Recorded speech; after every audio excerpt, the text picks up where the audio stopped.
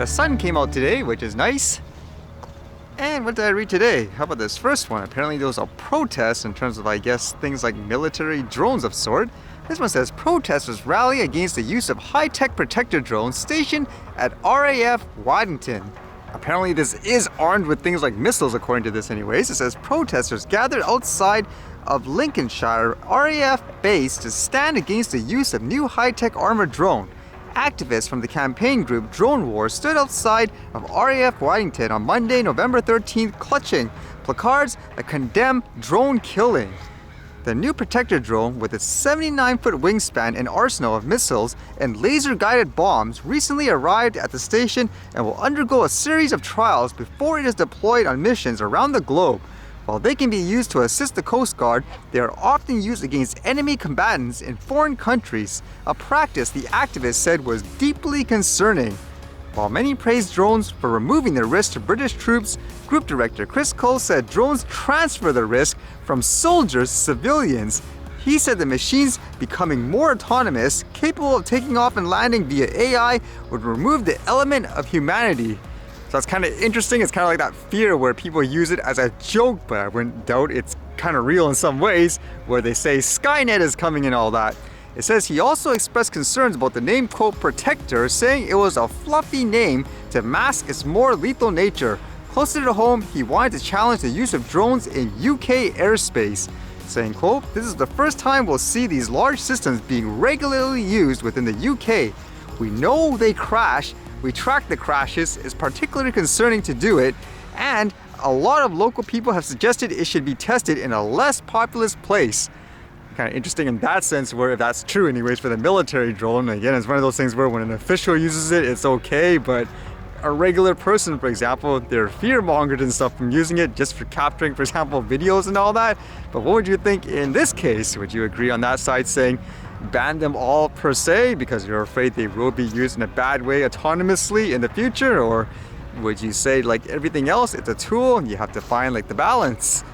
And in terms of, I guess, autonomous drones per se, it was kind of interesting reading this one where there was an update in regards to the process and how you get approval for the airspace here using the app.